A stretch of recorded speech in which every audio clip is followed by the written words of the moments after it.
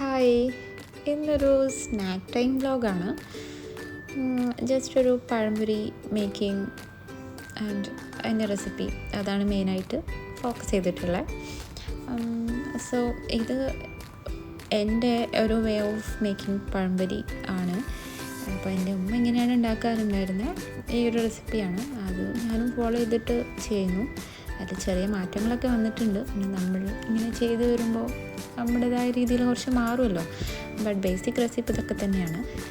അങ്ങനെ അപ്പോൾ ഇത് കുറച്ചൊരു ക്രിസ്പി ടൈപ്പ് ഓഫ് പഴംപൊരിയാണ്. എനിക്കങ്ങനെ സോഫ്റ്റ് ആയിട്ടുള്ള പഴംപൊരി വലിയ ഇഷ്ടമല്ല. I am not a big fan of that. So നമുക്ക് സ്റ്റാർട്ട് ചെയ്യാം.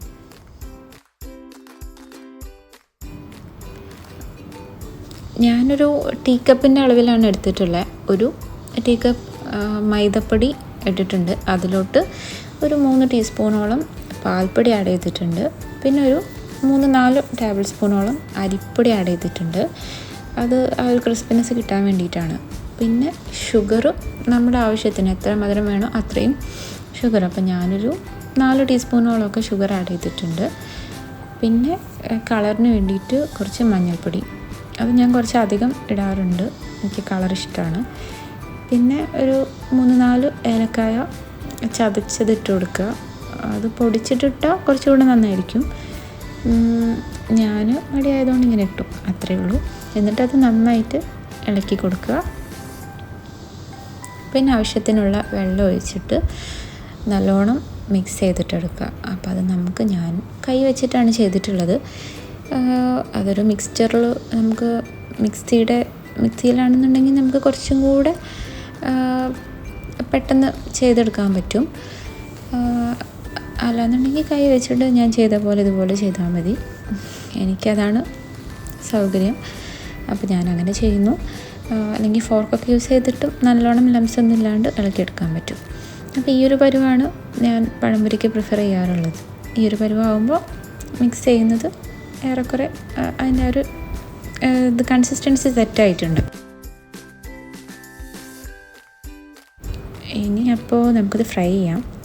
അതിന് വേണ്ടിയിട്ട് ഫ്രൈ പാനോ അല്ലാന്നുണ്ടെങ്കിൽ ഇതുപോലത്തെ ഒരു ചീനച്ചട്ടി അങ്ങനത്തെ എന്തെങ്കിലുമൊക്കെ എടുത്തിട്ട് നന്നായിട്ട് ചൂടാക്കുക. നന്നായിട്ട് ചൂടാകുമ്പോൾ ഓയിലും നല്ലോണം ചൂടായിട്ട് വേണം നമ്മൾ ഓരോരോ ബനാനാസും നമ്മുടെ ഈ ഇതിൽ എന്താ പറയുക, ഈ ഒരു ഡോല് മുക്കി നമ്മളതിലോട്ട്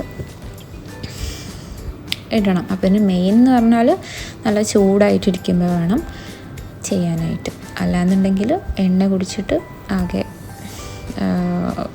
ആകെ ഇതായി പോകും. പഴംപൊരി എന്നൊക്കെ പറഞ്ഞാൽ ആക്ച്വലി ഇതൊരു വികാരമാണല്ലേ. എനിക്ക് ആക്ച്വലി ഇപ്പം ഇന്ന് പഴംപൊരി തിന്നാൻ തോന്നുന്നതിനേക്കാളും ഐ ഫെൽ ലൈക്ക് എനിക്കത് കുക്ക് ചെയ്യുമ്പോൾ ആ ഒരു ഫീലിംഗ് ഉണ്ടല്ലോ, അതിന് വേണ്ടിയിട്ടാണ് ആക്ച്വലി ഇന്ന് ഈ പരിപാടിക്ക് ഇറങ്ങി തിരിച്ചത്. അത് എനിക്ക് കുക്കിംഗ് ഭയങ്കര തെറാപ്യൂട്ടിക് ആയിട്ടുള്ള ആളാണ്. എനിക്ക് ഭയങ്കര ഇഷ്ടമാണ് ടൈം എടുത്ത് ഓരോ കാര്യങ്ങളും ചെയ്യുന്നത്. എനിക്ക് എൻ്റെ ഓരോ പ്രോസസ്സും ഞാനത് വളരെയധികം എൻജോയ് ചെയ്തിട്ടാണ് ചെയ്യാറ്. എനിക്ക് അത്ര ഇഷ്ടമുള്ള വേറെ എന്തെങ്കിലുമൊക്കെ പരിപാടികളുണ്ടോ എന്ന് ചോദിച്ചാൽ എനിക്കറിയില്ല, ഞാൻ കണ്ടുപിടിച്ചിട്ടില്ല. പക്ഷേ എനിക്ക് ഏറ്റവും ഞാൻ ഇഷ്ടത്തോടു കൂടി ചെയ്യുന്ന അപ്പോൾ അത് ഏറെക്കുറെ സെറ്റായി വരുന്നുണ്ട്. ഒരു ഭാഗം ഇങ്ങനെ മൊരിഞ്ഞ് വരുന്നുണ്ട്. അപ്പോൾ ഞാനിങ്ങനെ നോക്കുമ്പോൾ അതിങ്ങനെ ഫുൾ കവേർഡ് ആവാതൊക്കെ നിൽക്കുന്നത് കാണുമ്പോൾ എനിക്ക് ആക്ച്വലി ഒരു അബദ്ധം പറ്റിയത്, എൻ്റെ ഈ പാത്രം കുറച്ചുകൂടെ വലിയൊരു പാത്രം ആയിരുന്നെങ്കിൽ ഇതിപ്പോൾ മുങ്ങാതെ നിൽക്കുന്ന പോലെ നിൽക്കില്ല. അപ്പോൾ കുറച്ചുകൂടെ പരന്നൊരു പാത്രമായിരുന്നെങ്കിൽ സെറ്റായിരുന്നു. അപ്പോൾ ഞാനിങ്ങനെ എണ്ണയൊക്കെ തട്ടാത്ത ഭാഗങ്ങളിലോട്ടൊക്കെ ഇങ്ങനെ കോരി ഒഴിച്ചുകൊണ്ടൊക്കെ നിൽക്കുവാണ്. അതാണ് അവിടെ ചെയ്യുന്നത്. അങ്ങനെ എന്നിട്ട് പിന്നെ അത് ഒരു ഭാഗം നന്നായിട്ട് കുക്കായ മറിച്ചിടുക, അതന്നെ, അത്രയേ ഉള്ളൂ പ്രോസസ്സ്, അത്രയേ ഉള്ളൂ. So simple. പഴംപൊരി ഓൾറെഡി എക്സ്പേർട്സ് ആയിട്ടുള്ളവർ ഈ വീഡിയോ കാണുമ്പോൾ പിന്നെ ഇതൊക്കെ എന്താണെന്നൊക്കെ ആലോചിക്കും. അറിയാത്തവർക്ക് ഇതൊക്കെ ഹെൽപ്ഫുൾ ആണല്ലോ. അപ്പോൾ അറിയുന്നവർ പ്ലീസ് എന്നെ ഒന്നും പറയരുത്. അപ്പോൾ നമ്മുടെ ഫസ്റ്റ് ബാച്ച് അങ്ങനെ ഏറെക്കുറെ സെറ്റായി വരുന്നുണ്ട്. ഇതിപ്പോൾ മെയിൻലി ഇത് ചെറിയ പാത്രം ആയതുകൊണ്ട് തന്നെ എല്ലാം കൂടെ ആകെ കൂട്ടി ഇതായിട്ടുണ്ട്. ബട്ട് കുറച്ചുകൂടെ പരന്ന പാത്രമാണെങ്കിൽ ഇങ്ങനത്തെ പ്രശ്നമൊന്നും വരില്ല. But it's okay. ഇങ്ങനെ അതിന് വെച്ച് കുഴപ്പമൊന്നുമില്ല. നമ്മൾ എന്താ പറയുക, നമ്മൾ ടിഷ്യൂ ഒക്കെ സെറ്റാക്കി വെച്ചിട്ടുണ്ടല്ലോ, അതിലോട്ട് എടുത്തിടുമ്പോൾ ഡ്രൈ ആയി കഴിയുമ്പോൾ അതങ്ങ് സെപ്പറേറ്റ് ചെയ്ത് വെച്ചാൽ മതി.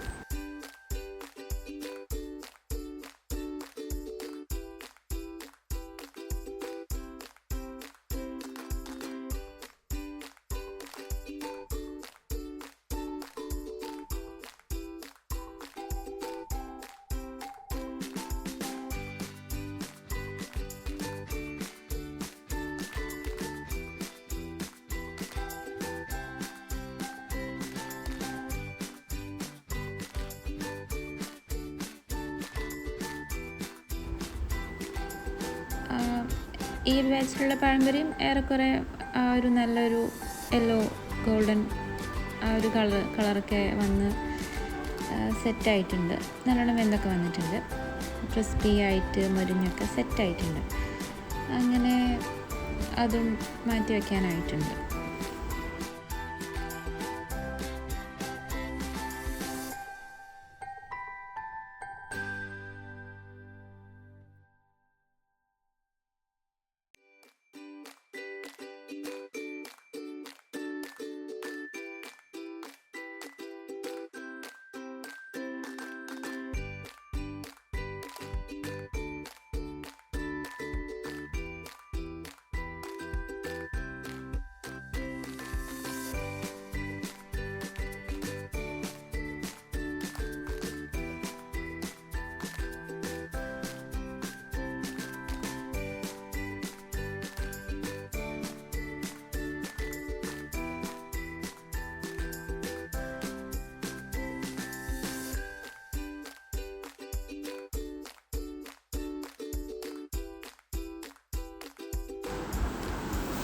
ഇത് കണ്ടോ, ഇതുപോലെ കുറച്ചൊന്ന് അതിൻ്റെ ചൂട് പോയി കഴിയുമ്പോൾ സെപ്പറേറ്റ് ചെയ്ത് കൊടുത്താൽ മതി. എന്നിട്ട് ഞാനിങ്ങനെ എണ്ണ നല്ലോണം നമ്മൾ എണ്ണയിൽ ഡീപ്പ് ഫ്രൈ ചെയ്തെടുക്കുന്നതല്ലേ, അപ്പോൾ ഉള്ളിലൊക്കെ എങ്ങനെ പോയാലും കുറച്ച് എണ്ണയൊക്കെ നല്ലോണം പിടിച്ചിട്ടുണ്ടാകും. അപ്പോൾ മാക്സിമം അതങ്ങനെ ടിഷ്യൂ വെച്ചിട്ട് ഞാനതിങ്ങനെ ഒപ്പി എടുക്കും. ഒരു സമാധാനത്തിന്, ചെറിയൊരു സമാധാനത്തിന്, അത്രയേ ഉള്ളൂ. ഇനിയിപ്പോൾ പഴംപൊരി സെറ്റായി. ഇനി ഒരു കോഫിയുടെ കുറവുണ്ടല്ലേ. ചായ, കട്ടൻ ചായ ഇതൊക്കെയാണ് അതിൻ്റെ കൂടെ എല്ലാവർക്കും, അധിക പേർക്കും വൈബെന്നറിയാം. ബട്ട് എനിക്ക് ഈവനിങ് ഒരു കോഫി നിർബന്ധമാണ്. രാവിലെ ചായ and evening coffee, that's my routine. അതില്ലാണ്ട് പറ്റില്ല. അപ്പോൾ നല്ലൊരു കോഫി, നല്ല കടുപ്പത്തിലൊരു കോഫിയും പഴംപൊരിയും കൂട്ടി ചായ കുടിച്ചിട്ട് വരാം. Okay.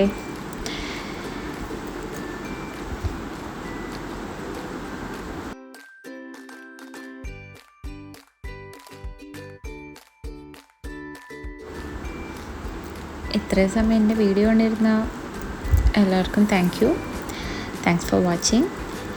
Please do like, comment, share and whatever you can. So thanks for watching.